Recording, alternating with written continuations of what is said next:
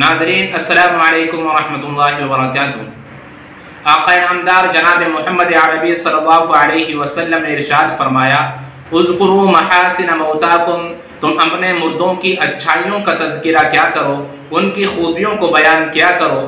چنانچہ اس جذبے کے تحت آج ہم نے جس موضوع کا انتخاب کیا ہے وہ ہے شیخ العرب والعجم جناب سید ابو الحسن علی الحسنی الندوی رحمۃ اللہ علیہ کی 10 اہم خصوصیات و امتیازات، جن کو دنیا مولانا علی میاں ندوی رحمۃ اللہ علیہ کے نام سے جانتی اور پہچانتی ہے۔ مولانا علی میاں رحمۃ اللہ علیہ تکیہ کلاں کے اندر نومبر 1914 عیسوی میں پیدا ہوئے اور آپ کی وفات دسمبر 1999 عیسوی میں ہوئی ہے۔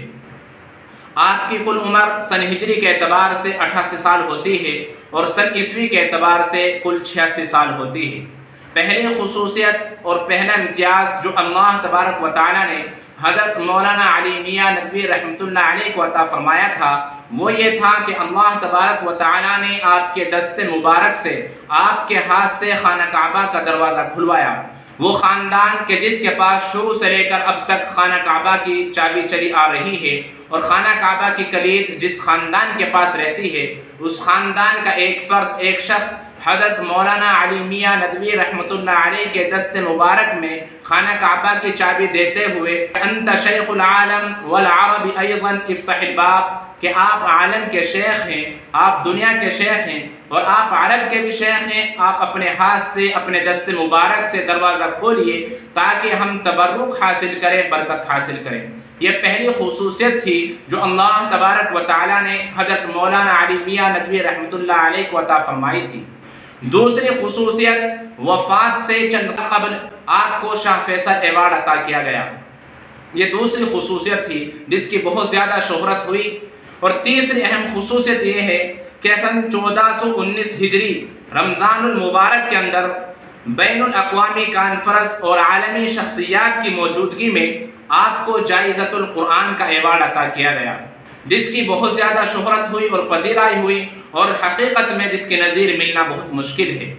چوتھی خصوصیت حضرت مولانا علی میاں ندوی رحمۃ اللہ علیہ کی یہ تھی کہ برونائی کے بادشاہ نے ایک کثیر رقم حضرت مولانا علیہ الرحمہ کی خدمت میں پیش فرمائی، لیکن حضرت مولانا علی میاں ندوی رحمۃ اللہ علیہ نے 1 روپیہ بھی اپنی ذات پر بذات خود خرچ نہیں کیا، بلکہ غرباء میں، یتامہ میں اور اہل مدارس پر اس تمام رقم کو خرچ فرما دیا۔ پانچویں خصوصیت یہ تھی کہ آپ کی وفات کے بعد، آپ کے انتقال کے بعد حرم کے اندر آپ کی غائبانہ طور پر نماز جنازہ عطا کی گئی۔ آپ کی وفات کے بعد آپ کا انتقال، آپ کی وفات ہندوستان کے اندر ہوئی ہے، لیکن حرم کے اندر آپ کی غائبانہ طور پر نماز جنازہ عطا کی گئی۔ لکھنے والے لکھتے ہیں کہ اس سے پہلے کسی ہندوستانی کو یہ مقام اور یہ مرتبہ حاصل نہیں ہوا۔ اللہ اکبر۔ چھٹی خصوصیت یہ ہے کہ آپ کی تصانیف بڑی مقبول ہوئی ہیں، خواہ وہ ماذا خسر العالم بانحطاط المسلمین ہو، تاریخ دعوت و عظیمت ہو، والقراءۃ الراشدہ ہو، قصص النبیین ہو، آپ کی بے شمار تصنیفات ہیں اور ایک بڑی تعداد ان تصانیف کی ہے کہ جن کے ذریعے سے حضرت مولانا علی میاں رحمۃ اللہ علیہ نے ایک انقلاب برپا کیا ہے۔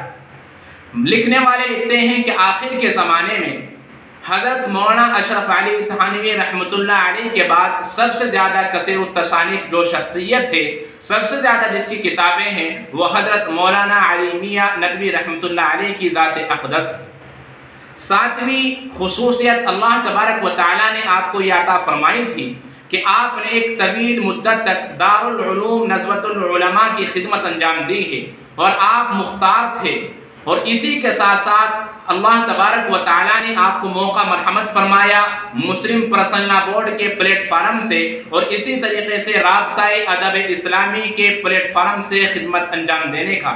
ان تمام پلیٹ فارم سے حضرت مولانا علی میاں ندوی رحمۃ اللہ علیہ نے وہ کارہاں نمایاں انجام دیے کہ جن کی مثال اور جن کی تمثیل اور جن کی نظیر ملنا بہت مشکل ہے۔ حقیقت اگر یہ کہا جائے تو غلط نہ ہوگا کہ دارالعلوم ندوۃ العلماء کو حضرت مولانا علی میاں رحمۃ اللہ علیہ کی شخصیت سے ایک بڑا مقام حاصل ہوا تو غلط نہیں ہے۔ اور اسی طریقے سے اگر یہ کہا جائے کہ دارالعلوم ندوۃ العلماء لکھنؤ حضرت مولانا علی میاں ندوی رحمۃ اللہ علیہ کی ایک زندہ کرامت ہے تو یہ بھی غلط نہیں ہے۔ 8ویں خصوصیت حضرت مولانا علی میاں ندوی رحمۃ اللہ علیہ کی یہ ہے کہ بڑے بڑے جبال علم و عمل، بڑے بڑے قداور شخصیات، بڑے بڑے لوگ آپ کی خدمت، آپ کے روبرو ہونا اور آپ سے اکتساب فن لیے خوش قسمت سمجھتے تھے۔ یہ اللہ تبارک و تعالیٰ نے آپ کو ایک بڑا مقام عطا کیا تھا، بڑے بڑے لوگ آپ کے سامنے شرف تلمذ حاصل کرتے تھے۔ اور 9ویں خصوصیت اللہ تبارک و تعالیٰ نے حضرت مولانا علی میاں ندوی رحمۃ اللہ علیہ کو جو عطا فرمائی تھی وہ یہ تھی کہ مقام روحانی اللہ تبارک و تعالیٰ نے آپ کو عطا فرمایا تھا۔ جس طریقے سے علم کا مقام تھا اسی طریقے سے آپ صلاح و تقوی اور اسی طریقے سے پاکیزگی کے اعلیٰ مقام پر فائز تھے۔ حضرت مولانا شاہ وسیم اللہ رحمۃ اللہ علیہ خود فرماتے ہیں کہ میں نے بہت سوں کے دل دیکھے لیکن مولانا علی میاں ندوی رحمۃ اللہ علیہ جیسا کسی پایا۔ خود آپ کے پیر و مرشد جناب شیخ عبد القادر رحمۃ اللہ علیہ فرماتے ہیں کہ اگر اللہ تبارک و تعالیٰ کل مجھ سے سوال کر لے کہ تم دنیا سے کیا لے کر آئے ہو تو میں کہوں گا کہ میں منظور نعمانی اور علی میاں ندوی کو لے کر آیا ہوں۔ اس سے آپ کے مقام اور مرتبے کا اندازہ لگایا جا سکتا ہے۔ 10ویں اہم خصوصیت آپ کی یہ تھی کہ آپ مجتمع الکمالات تھے۔ اللہ تبارک و تعالیٰ نے بے شمار کمالات آپ کی شخصیت کے اندر پیدا فرمائے تھے، گویا کہ آپ ایک انجمن تھے، ایک سوسائٹی تھے اور آپ گویا کہ ایک جماعت کے مثل تھے۔ جو ایک جماعت کام کرتی ہے، ایک سوسائٹی کام کرتی ہے، وہ خود اکیلے حضرت مولانا رحمۃ اللہ علیہ نے انجام دیے ہیں۔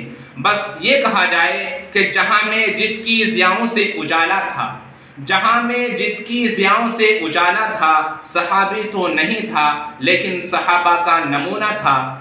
اور معلوم ہوتا ہے کہ غالباً علامہ اقبال رحمۃ اللہ علیہ نے بھی ان جیسی شخصیات کے بارے میں ہی عرض کیا ہے کہ ہزاروں سال نرگس اپنی بے نوری پہ روتی ہے، ہزاروں سال نرگس اپنی بے نوری پہ روتی ہے، بڑی مشکل سے ہوتا ہے چمن میں دیدہ بر پیدا۔